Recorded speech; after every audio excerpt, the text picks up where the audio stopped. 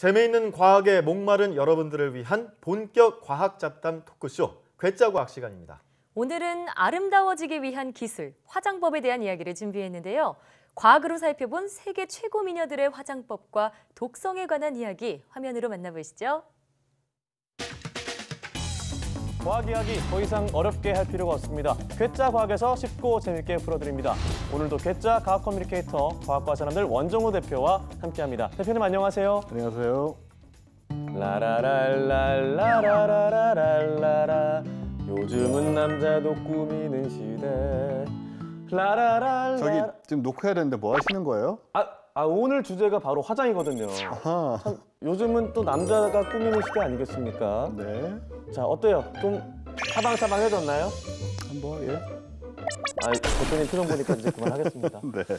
자, 아름다워지기 위한 기술, 화장법에는 어떤 과학이 숨겨져 있는지 살펴보도록 하겠습니다.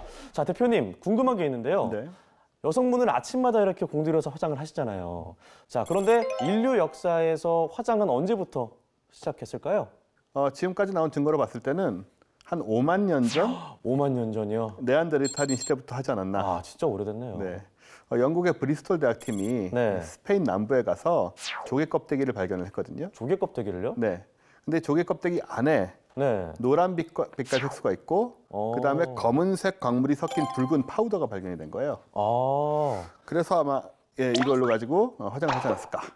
야, 그때는 참 사냥하고 먹고 살기도 바빴을 텐데 요즘처럼 그렇게 화장을 했다니 참 신기하긴 하네요. 네. 실제로 화장했다는 기록은 고대 이집트 벽화에 남아 있고요. 그리고 지금 이게 이제 이집트 왕비인데요. 네네. 네, 네페르티티라는 아주 유명한 왕비의 흉상입니다. 근데 보시는 것처럼 눈 주위를 검게 칠하는 화장을 했죠. 요즘 스모키 화장이랑 굉장히 비슷하네요. 네, 비슷합니다. 네. 그리고 놀라운 사실 하나는 이때는 화장이 미용 목적만이 아니었어요. 2010년에 프랑스 과학연구센터의 연구팀이 이집트의 왕의 무덤에서 이제 벽화 등을 연구하다가 검은색 원료를 분석을 하게 되거든요. 네. 근데 그 안에서 소금 납 성분을 발견합니다. 이 소금 납이 어떤 역할을 하는 거냐면 아주 낮은 농도의 소금은 산화 질소를 만들어서 눈의 면역력을 높여요. 그리고 동시에 이제 눈을 적절히 자극을 하니까 눈물을 흘리게 되는데 네. 그게 이집트의 뜨거운 모래바람 같은 데로부터 눈이 건조해지는 것을 좀 막아주죠. 자, 그런데 이집트 얘기를 하니까 그 당대 최고 미녀였던 클레오파트라 얘기를 또 안 할 수가 없겠는데요. 네, 전설적인 미인이죠. 네. 아마 대표적인 이미지는 엘리자베스 테일러 주연의 영화 네. 1967년에 그 영화의 이미지가 아닌가 싶은데 당시에 사용된 동전이 있어요. 여기 있네요. 네네, 이 동전은 이건데 보시면 근데 저희가 알았던 이미지랑 약간 다른 것 같은데요. 네, 코도 약간 네. 매부리코가 좀 주걱턱이고 해서 정말 그렇게 미인은 아니지 않았나라는 얘기가 있고요. 근데 하지만 그것 때문에 이제 단점을 보완하는 짙은 화장법을 선호를 하지 않았을까 생각이 되고 특히 이 반대 화장법을 지향한 미인이 있습니다. 나라를 기울게 한 미모 경국지색이라는 네. 양귀비군요. 양귀비입니다. 네. 이분은 이제 좀 통통한 몸매였는데 대신에 그 피부가 그렇게 희고 매끄러웠대요. 그래서 진한 화장으로 이제 그걸 가리지 않고 피부 미용 자체에 집중을 하신 분이고 그리고 살구씨 가루, 달걀 흰자. 달걀 흰자는 요즘 팩으로도 많이 쓰이잖아요. 네, 그렇죠. 달걀 흰자에는 알부민 단백질이 들어있는데 네. 모공을 조여주는 데 효과가 크거든요.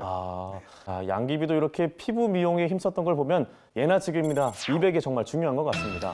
그렇습니다. 하얀 피부는 특히 옛날에 노동을 하지 않는다.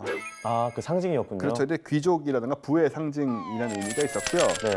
미백하면 떠오르는 인물은 영국의 여왕이었던 엘리자베스 1세입니다. 이번엔 또 영국으로 넘어갔습니다. 네. 근데 이제 비하인드 스토리가 있죠. 어릴 적에 천연두에 걸려서 흉터가 많이 있었습니다.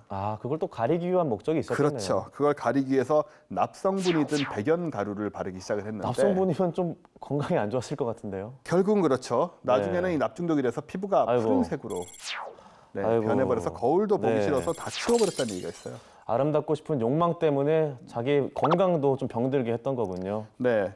그런데 과거 우리나라에도 그 흰 피부를 가지고 싶어하는 남성들이 있었어요. 요즘 말로 이제 그루밍족들. 맞아요. 네. 패션과 미용에 투자하는 남성이라는 말이잖아요. 네. 참 요즘 신조어인데 대표님 요즘 젊은 감각 참 great. 네. 그럼 이런 그루밍족은 언제부터 생겨났을까요? 대표적인 것이 이제 신라의 화랑들이죠. 아, 화랑이 있었네요. 네, 지성과 미모를 겸비한 미소년 집단들이었는데 네. 엘리자베스 여왕과는 다르게 이분들은 납성분이 없는 백분이라는 걸 받았어요. 아, 100분이요? 그래서 이제 장기적으로 나쁜 그런 효과는 오지 않았고 네. 그 외에도 조선시대 양반들, 남자들도 이제 미백을 위해서 분세수란 걸 했는데 쌀뜨물이나 콩껍질 삶은 물을 이용을 해가지고 이제 세수를 하는 그런 미용을 했다고 합니다. 아, 자, 이렇게 과거의 화장품 이렇게 얘기를 해보니까 독에 대한 얘기가 나오면서 네. 근데 요즘에도 이런 유해 물질에 관한 문제가 끊임없이 제기가 되고 있잖아요. 그렇죠. 화장품의 대부분이 화학물질로 이루어져 있고요. 네. 또 피부에 직접 바르는 거다 보니까 근데 물론 먹는 식품만큼 엄격하지 않은데 그것 때문에 또 생기는 문제들이 있는 거죠. 근데 요즘 이제 이런 화장품의 해악에 대한 또 위험성 일부 관심이 너무 높아지면서 주목을 받았던 사람도 있어요. 아, 누군가요? 화장품 경찰관이라고 불렀던 네. 비평가 폴라비가운이라는 사람인데요. 폴라비 가운. 네, 화장품에 대한 솔직한 이야기를 시작을 했고 이 사람이 그리고 네. 화장품 회사의 과대 광고를 비판하면서 아주 유명해졌었습니다. 아, 그렇군요. 그래서 그런지 요즘에 천연 화장품이 굉장히 유행인 것 같은데요. 그건 좀 괜찮지 않을까요? 뭐든지 천연이라고 꼭 좋은 건 아니고요. 네. 맹신하면 위험한 것이 아, 특정한 허브라던가 또 자연 원료는 개인에 따라서 알레르기 생길 수도 있고 아, 그렇군요. 여러 자극을 유발할 수 있어서 또 조심하셔야 됩니다. 화장의 시작부터 현재까지 이렇게 살펴봤는데 네. 화장의 미래 기술은 어떻게 될까요? 아마 이 영상으로 짐작을 하실 네. 수 있을 것 같아요. 잠깐 보실까요? 와, 바로 화장을 입히네요. 와, 신기하네요. 일본의 프로듀서 겸 기술 감독인 아사히 노부미치가 제작한 영상인데요. 네. 인간의 얼굴 움직임을 실시간으로 추적을 해가지고 디지털 무늬를 입힌 프로젝션 매핑 기술을 활용을 했어요.